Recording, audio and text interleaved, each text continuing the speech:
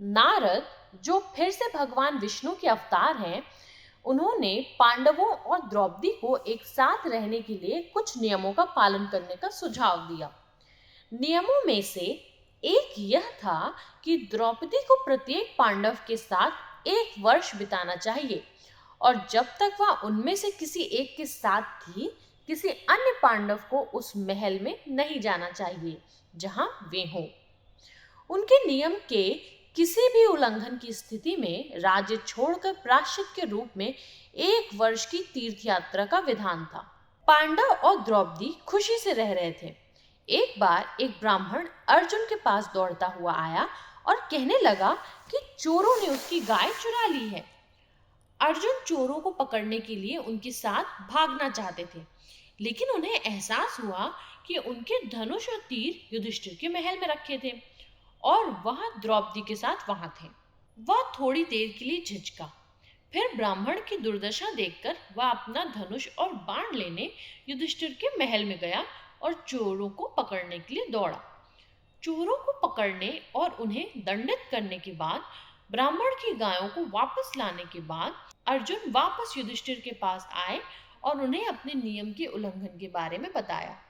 युधिष्ठिर ने उनके नियम के उल्लंघन का कारण जानकर कहा कि अर्जुन को तीर्थ यात्रा करने की कोई आवश्यकता नहीं है, क्योंकि यह उनसे की गई एक गलती है और वह भी एक अच्छे कारण से, इसलिए वे अर्जुन को क्षमा कर देंगे।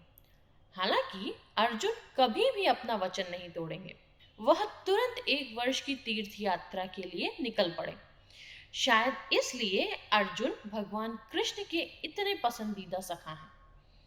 कहानी में नैतिकता क्या है?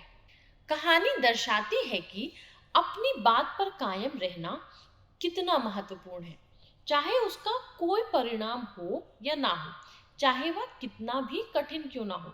अर्जुन यह जानते हुए कि नियम का उल्लंघन करने पर उन्हें दंडित किया जाएगा, उन्होंने अपनी प्रजा की रक्षा करने और चोर को दंडित करने के लिए एक राजा के रूप में अपना कर्तव्य निभाना नहीं छोड़ा।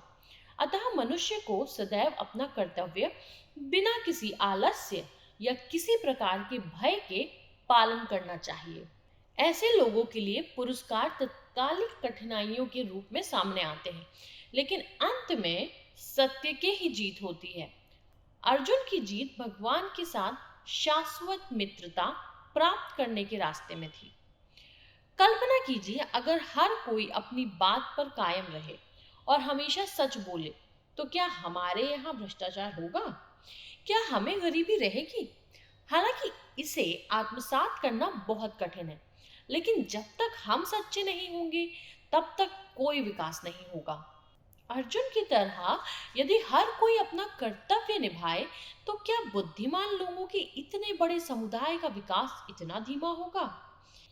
झूठ ना तो हमें जीवन में लंबी दूरी तक ले जाएगा, ना ही भगवान का दिल जीतने में मदद करेगा।